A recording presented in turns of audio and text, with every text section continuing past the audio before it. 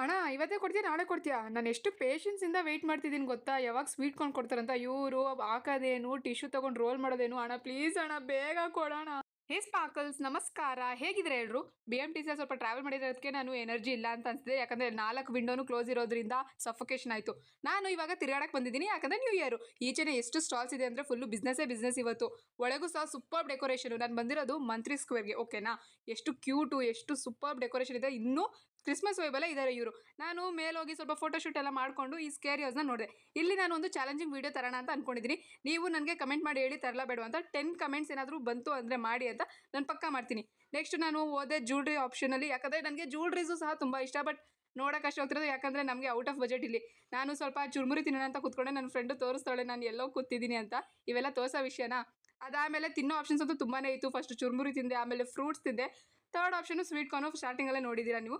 ಈ ಬಸ್ ಸ್ಟಾಪಲ್ಲಿ ಎಷ್ಟು ಸುತ್ತಾಡಿದ್ದೀನಿ ಗೊತ್ತಾ? 4-5 ಸತಿ ರೋಡ್ ಕ್ರಾಸ್ ಮಾಡಿದ್ದೀನಿ. ಇಲ್ಲೇ ಬಸ್ ಹತ್ತಬೇಕಿತ್ತು, ನಂಗೆ ವಿಷಯನೇ ಗೊತ್ತಿಲ್ಲ. ಆಮೇಲೆ ನಾನು ಜ್ಯುವೆಲ್ರೀಸಲ್ಲಿ ಒಂದು ಇಯರಿಂಗ್ ಸಹ ತೊಗೊಂಡೆ. ಯಾವ್ದು ಗೊತ್ತಾ? ಇದು ನನ್ನ ಫ್ರೆಂಡ್ ತೊಗೊಂಡಿದ್ದಾಳೆ. ಯೆಲ್ಲೋ ಕಲರು ನಾನು ತೊಗೊಂಡೆ. ಮತ್ತು ಇದ್ರ ಜೊತೆ ನಾನು ಇನ್ನೊಂದು ವೈಟ್ ಕಲರ್ ಪರ್ಲ್ಸ್ದು ತೊಗೊಂಡಿದ್ದೀನಿ. ಚೆನ್ನಾಗಿದೆಯಲ್ವ ಅಂತ ಹೇಳಿ. ಬಾಯ್ ಬಾಯ್.